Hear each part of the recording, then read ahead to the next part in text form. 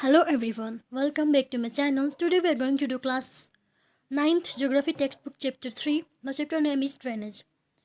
So let me tell you what is drainage. Drainage means किसी भी particular area का river system.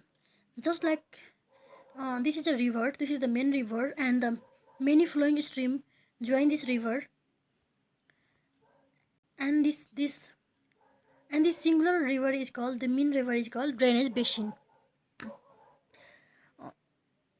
The smaller stream flowing from different directions came together to form the main river, which ultimately drain into a large water body such as a lake or a sea or ocean. तो जो main river होता है वो जाकर सी ocean से मिल जाता है, या फिर ऐसा भी होता है कि वो कहीं पे रुक कर लेक बन जाए. The area drained by a single river system is called drainage basin. A closer observation on the map will indicate that elevated areas such as the mountain or an upland separate two drainage basins. Such uplands is known as water divide. So let me explain you what is water divide.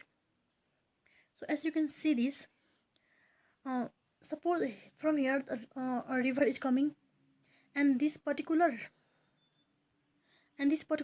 area is elevated, is upland or a mountain which divides the flowing water into two different directions. So this is called water divider.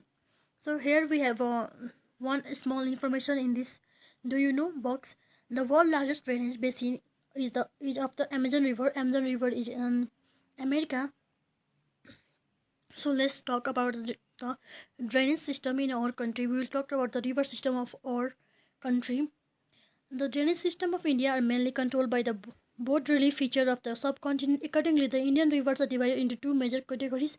हमारे देश की जो reverse है उनकी दो मुख्य category है.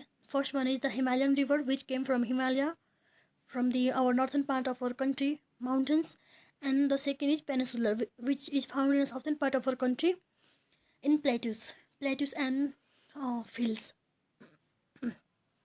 Apart from originating from two major geographical regions of India, the Himalaya and the Peninsular River are different from each other in many ways.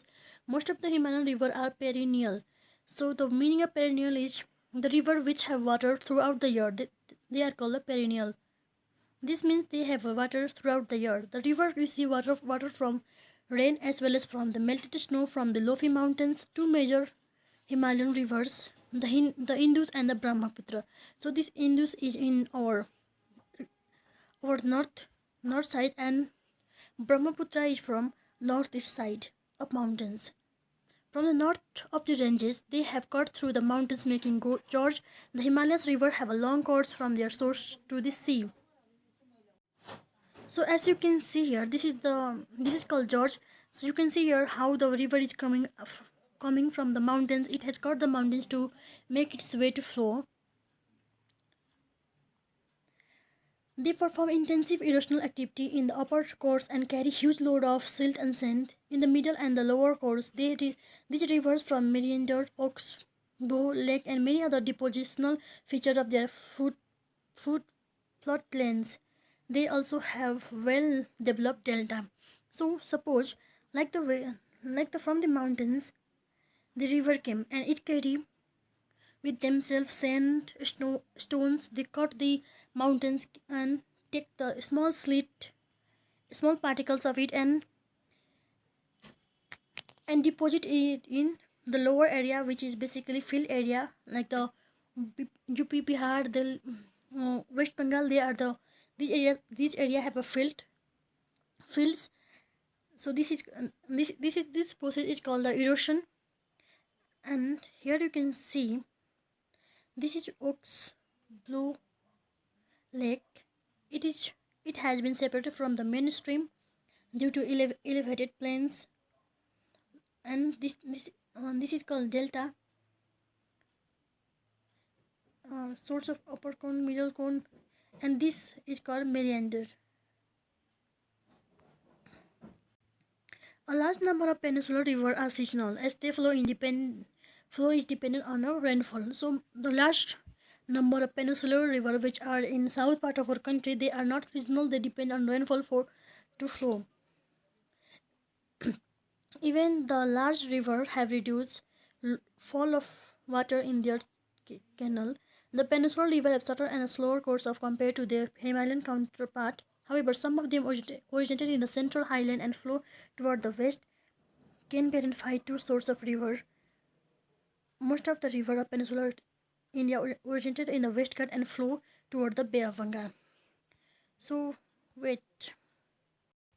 So the thing is, most of the Peninsular river that is in south, like Narmada, no, Krishna, and Kaveri, and these rivers are mainly they originated from this south.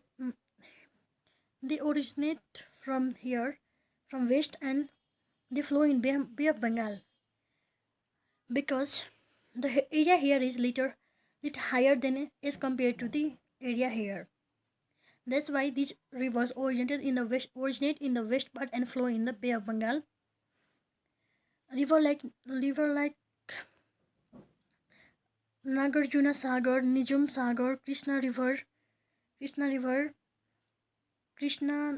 Krishna Kaveri. These all rivers flow to the eastward. There are few rivers like so here Narmada originated from here and flow in Arabian Sea. Narmada, Tapi. These rivers flow in Arabian Sea because here there is a one mountain called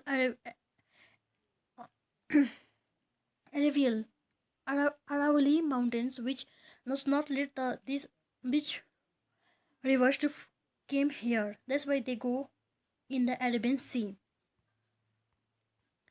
So here we were the Himalayan rivers. Now we will talk about the mainly Himalayan rivers here.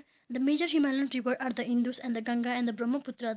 These three are long and are joined by many large and important tributaries. Okay, let me tell you what is tributaries.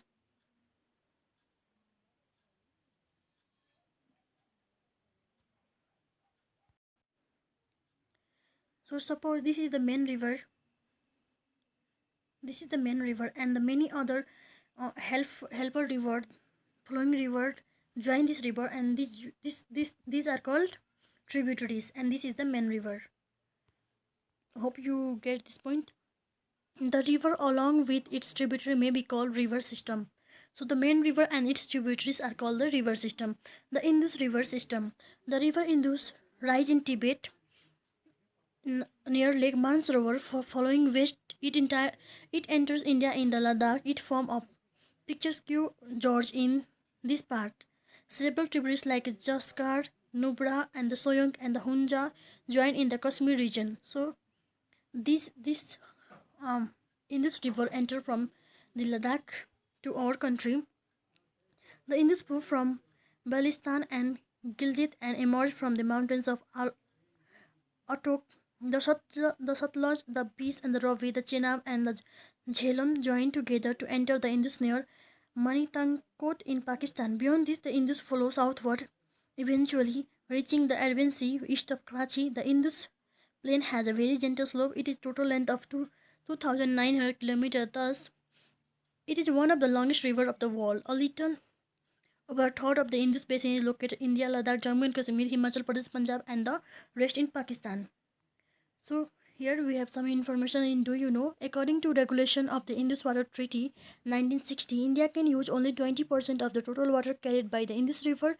This water is used for the irrigation in Punjab, Haryana, southern and the western part of Rajasthan. So only our country can only use 20% of this river water, and the rest goes to Pakistan.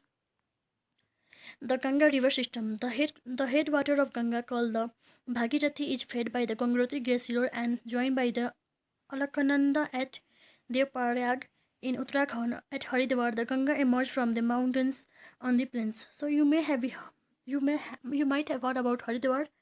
Here Kumbh Mela is held after 11 years every time.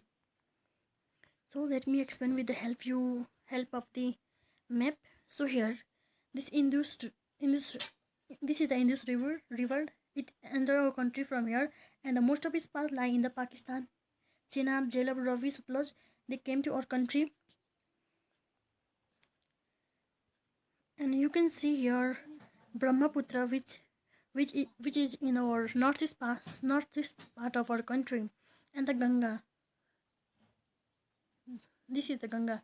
So here this area are mainly field area, which is very good for agriculture. These are made by the Indus, Ganga and Brahmaputra river. This area very good for agriculture. This land are very fertile. Okay, now we'll talk about the Ganga. The Ganga is joined by many tributaries from Himalaya, few of them being major rivers such as the Yamuna, the Gandhara, the Gantak and the Kosi. The river Yamuna rises from the Yamunotri glacier in the Himalaya. It follows parallel to the Ganga and a right bank tributaries meet to the Ganga at Allahabad. The Gandhara, the Kotak and the Kosi rise in Nepal Himalaya. They are the river which flow a part of northern plains every year, causing widespread damage to the life and property where they enrich the soil for agriculture. So you might have heard every year in the rainy monsoon season, our country, Bangladesh, Nepal, they flood. So they this flood damage our livestock, affect our economy, but as well as it enrich the agriculture area, the lands.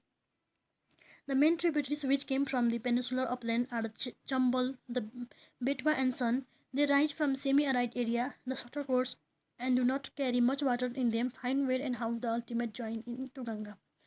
So here there is a one do you know box of information. The Namami Ganga project is an integrated conservation mission approved as the flagship program by the Union government in June 2004 to accomplish the twin objective of effective abandonment of pollution, conservation, and the regeneration of the national river Ganga. So this program is for the reduction of pollution from the Ganga river. Enlarged with the water from right and the left bank tributaries, the Ganga flow eastward till Farak in the West Bengal. This is the northmost point of Ganga Delta. The river bifurcates here. The Bhagirathi Hooghly, a distributary, flows southward through the deltic plain to Bay of Bengal. The main stream flows southward into Bangladesh and it joined by the Brahmaputra. Furthermore downstream, it is known as the Meghna, the mighty river with water from the Ganga and Brahmaputra flow in the Bay of Bengal. The delta formed by the river known as Sundarban. The Sundarban is a delta formed by Ganga and the Brahmaputra river. The Sundarban Delta derives its name from the Sundari tree, which grow well in marshland. It is the world's largest and fastest growing delta as it is also home of Royal Bengal tiger. The length of Ganga over 2,500 kilometer can you and meter. Ambala is located on the water divider between the Indus and the Ganga river system. The plain from Ambala in the Sundarban stretches nearly 1,800 km, but the fall in slope of hardly 300 meter. In other words, there are a fall of 1 meter for every 6 meter. Therefore, the river developed large meander. The Brahmaputra River. The Brahmaputra rises in Tibet, east of the Mansarovar Lake, very close to the source of the Indus and Satluj. It's slightly longer than the Indus, and most of its course lies outside India. It flows eastward parallel to the Himalaya and reaching the Namcha Barwa 7,700 meter. It takes U-turn and enter India in Arunachal Pradesh through a gorge. Here it is called the Dihang and is joined by the Dibang, the Lohit and many other tributaries from the Brahmaputra in Assam. So the local people of Arunachal Pradesh call the Brahmaputra river there Dihang. Brahmaputra is known as the Chengpo in Tibet and Jhulam in Bangladesh. Okay, no, Jamuna in Bangladesh. So the people of Bangladesh, they call Brahmaputra as Jamuna, not Yamuna. Do remember, Yamuna is a different river, and this Jamuna is called by Bangladesh, and it is Brahmaputra in our country. In Tibet, the river carries small volume of water and less sleet on this cold and dry area. In India, it passes through a region of high rainfall. Here, the river carries a large volume of water and considerable amount of sleet. The Brahmaputra has a varied channel in its entire length of Assam and many riverine islands. Do you remember the world's largest riverine island formed by Brahmaputra? Even here during the rainy season, the river overflows a bank, causing widespread devastation. Flood Assam and Bengal. Unlike other northern rivers, the Brahmaputra makes a huge deposit slit of its bed, causing river bed to rise. The river also shift the channel frequency. The Peninsular River. So now we will talk about the Peninsular River. uh, okay, we will do this Peninsular River and the other things and the rest of things of this chapter in our next video. Please do like, comment and subscribe to my channel.